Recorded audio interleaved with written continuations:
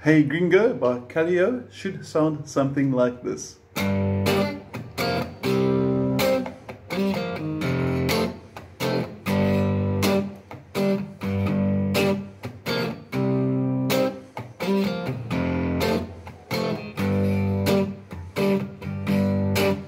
Now the rhythm for this song, if you listen carefully, does change constantly. So what I played through now is sort of a guide rhythm, if you would like to call it that. In other words, it sounds like 99% of the song, and there are small subtleties that I'll take you through. You'll also notice my guitar's got a hint of overdrive. If I switch the overdrive off, it's going to sound like this. Clear sound. This is a lot of overdrive. Don't want that much. And just enough to give a hint, but if you're playing an acoustic guitar, it's still going to sound cool. I'm first going to walk you through the chords, because we have to do bar chords of this, the F sharp minor, B minor, etc, etc. So let's first learn the chords, and then we can work the song from there as we go through it. Now if you tried playing through F sharp minor already before you actually got to this part of the video, and it didn't sound well, you need capo at fret number 1. You'll notice that on your PDF it says capo fret 1. So F sharp minor is actually G minor. I'm not going to go into the transpositional theory now, but what you want to do for F sharp minor, as on the PDF, is finger 1 flat across all 6 strings in the 2nd fret after the capo. So capo 1st fret, 2nd fret. Then you're not going to use the middle finger. Finger 2 is not going to be used. Finger 3 is on the 5th, and pinky is going to be on the 4th string, both in the 4th fret. Your chord should sound like this. One clear guitar is going to sound like this. Now, next up, you'll notice there's an A in light blue. I'm going to get back to that now. I'm first going to play the dark blue chords as in the introduction. B minor. Now the chord transition over here, you were on F sharp minor. When you go to B minor, all that really happens is you come down a string, and now you do include the middle finger on the 2nd string from the bottom. And I'm going to leave my guitar on clear for the time being, just because I'm assuming you might be playing acoustic. And your B minor should sound like that. So F sharp minor, and then B minor, and then normal E. Now normal E, I'm sure you're familiar with that. That shouldn't be a challenge at all. And back to F sharp minor. Now, we spoke about the light blue chords in between as well. Now, if you listen carefully, it doesn't sound like this. Although that sounds very close to that. What's actually happening is this. And that little passing chord is that light blue A on the PDF. And all that's really happening with that is when you change from the F sharp minor to the B minor, you first release fingers 3 and 4. You strum strings 4, 3 and 2 as a quick passing A chord, and then to the B minor chord. The same with the D in light blue. It's not really D, it's actually a D sus4 to be honest, but it's basically the open strings 5, 4 and 3. And those little embellishments, those little extras help make the changes sound a lot better. I'm going to play it through once without them, and then I'm going to play it through with them, and you can hear how cool those 2 light blue chords make it. This is without the light blue.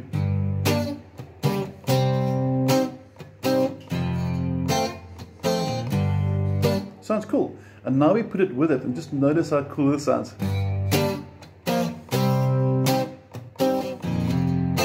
And you'll notice there's a quick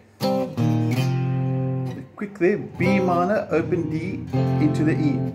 And later he also does a nice little thing, he goes, and that's quite sneaky. What's happening there is he plays the B minor, but he does a hammer on to B minor. So strum, hammer on, pull off, open to the D, onto the E chord as well. So, and that sounds pretty sweet as well. And he does that at different times.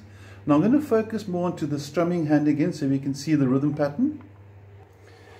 I'm keeping the chord hand slightly in view as well, so you can actually see the changes when they occur in the top corner, and also watch the strumming hand, because your bass notes are quite important as well.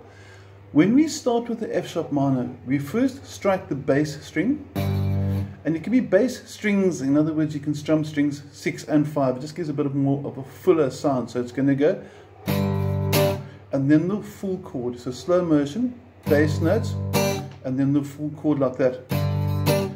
Then you got that open A. You can see my fingers over here lifting. And we spoke about strumming strings 4, 3, and 2. That's the light blue A we mentioned earlier. And you can see these fingers coming down now for the B minor. So one more time. Open, B minor. And the B minor as well, try and get from the 5th string and break the chord in 2. That's sort of a characteristic trait for the song, to go bass note, chord. It's broken into 2. This sounds really, really cool.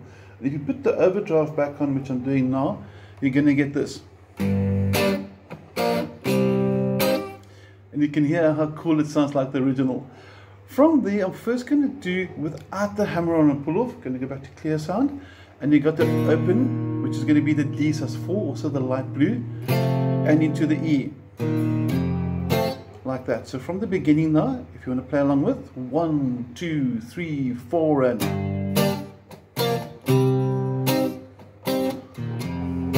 you'll notice that little light blue D is very quick. But if you leave it out, you can hear something's missing. And from there, back to the F sharp minor. And now for the little quick hammer on and pull off we spoke about that he does sometimes as well. Like I said, the rhythm for the song, if you listen carefully, isn't consistent over and over. There's little changes happening all the time.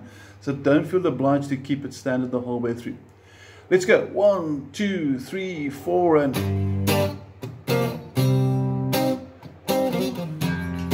there you can hear that, the B minor hammer on. And here we can see up close what's going to happen. You can see the B minor chord in place. You first done the strumming, and now watch the strumming and then watch the hammer on and pull off. One more time, slow motion. And that takes you across nicely to the E chord.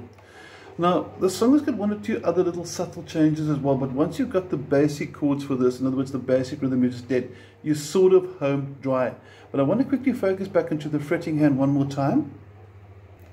And this will take us to the 3rd line where he sings, if I could stay, oh, I could stay awake. You got D, and you got a green E with 2 dot I. Now, this is going to be like that. It's basically, it's not my favorite chord, so I'm going to share a nice little cheat first of all, or after this rather, sorry. So this is the D to E change that he puts. So he goes from here, and he changes to E there.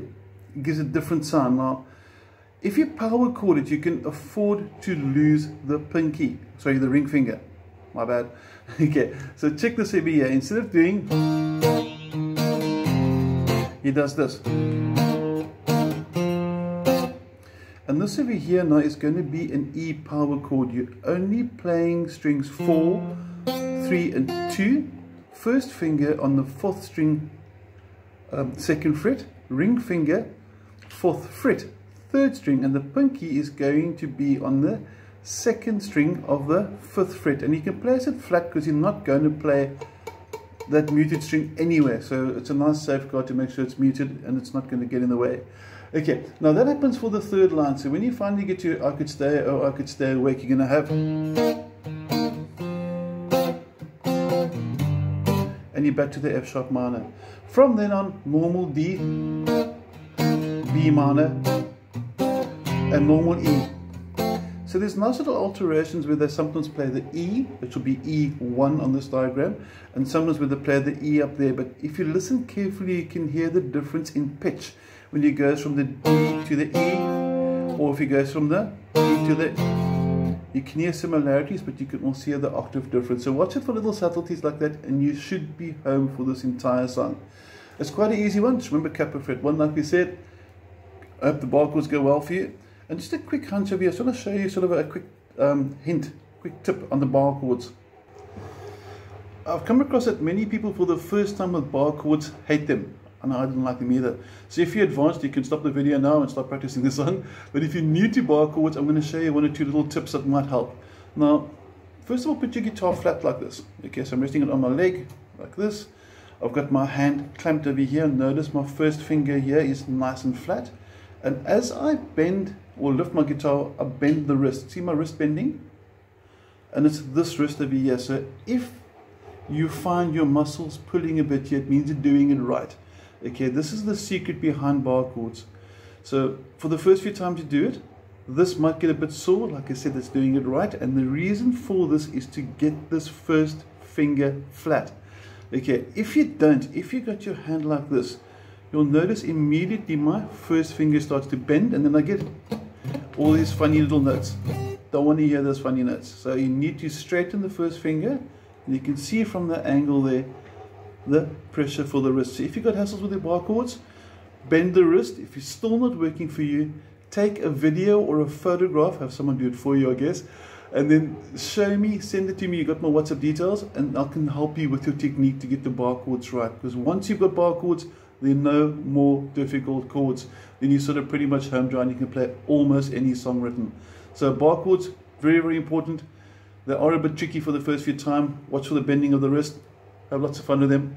And if there's any questions, you guys have got my details. Looking forward to hearing from you. Have a cool day.